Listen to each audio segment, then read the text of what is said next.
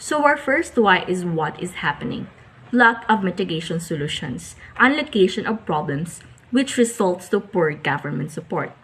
So to combat poverty, our government needs to be involved in this. However, as what we have experienced, our government are either unable or unwilling to serve the poor.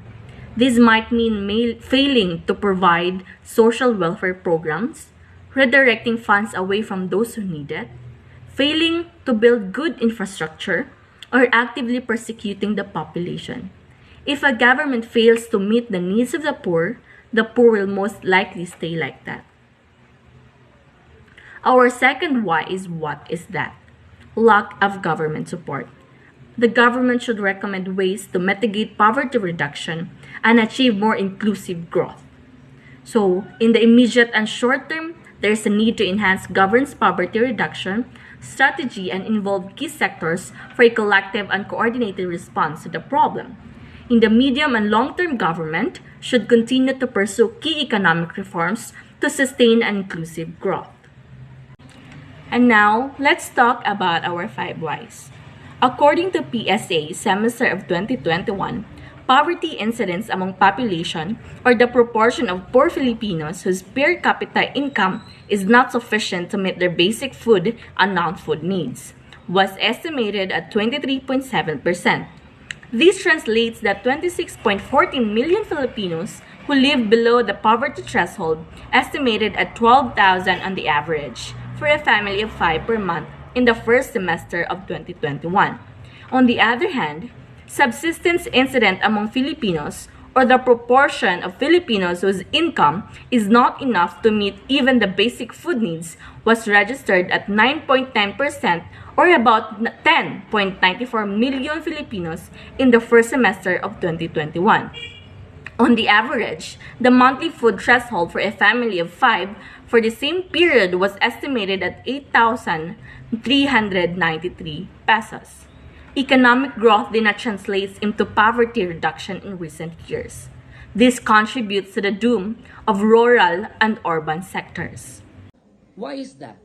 Through these conflicts and economic crisis, or the recurring factors in our economy or in our country, poverty levels are in extreme depth or in the dungeon of peril, because it is also strongly linked to education or educational attainment.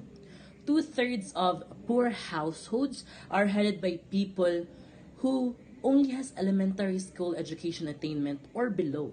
Imagine. Access to quality education is identified as as a key pathway out of poverty. But with our state in the country, poor people aren't given the right to go to education because we don't have money.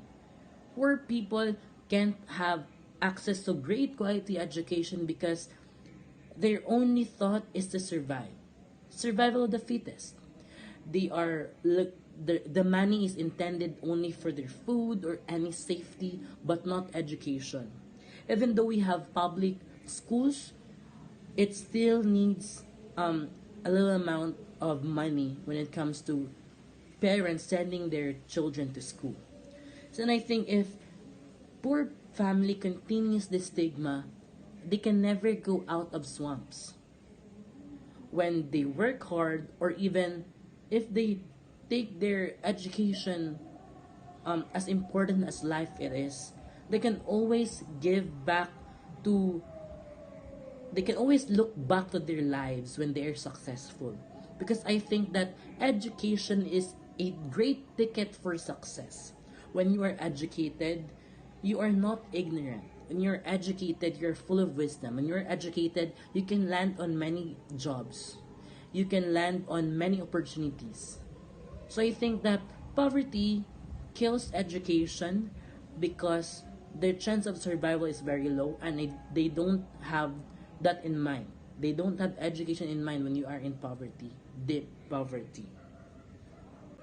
Why is that? Government can solve recurrent shocks and exposure to risk such as economic crisis, conflicts, natural disasters, and environmental poverty.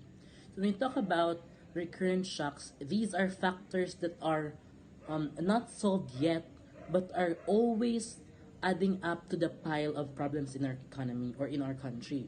So this adds to the poverty because the budget that should be able to, or allocated in that specific um, area or funding is used in the current shocks or current factors or current exposures to risk, and so we don't have any access of budget to the poverty stricken area or the people who are in deep poverty because we are still focusing on solving such risk or factors in the economy or in any conflicts or natural disasters. Good day, everyone. I am Light Estilos, and I'll be discussing the last question.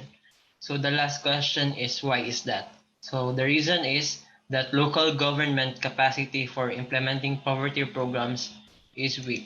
We all know that our legislative sector of the government is trying their best to create programs and laws that is expected to resolve the issues about poverty and decrease the rate of poverty.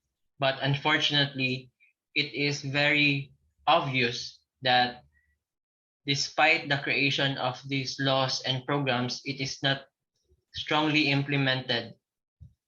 And maybe that's the reason why there is still an increase in poverty rate every 3 years.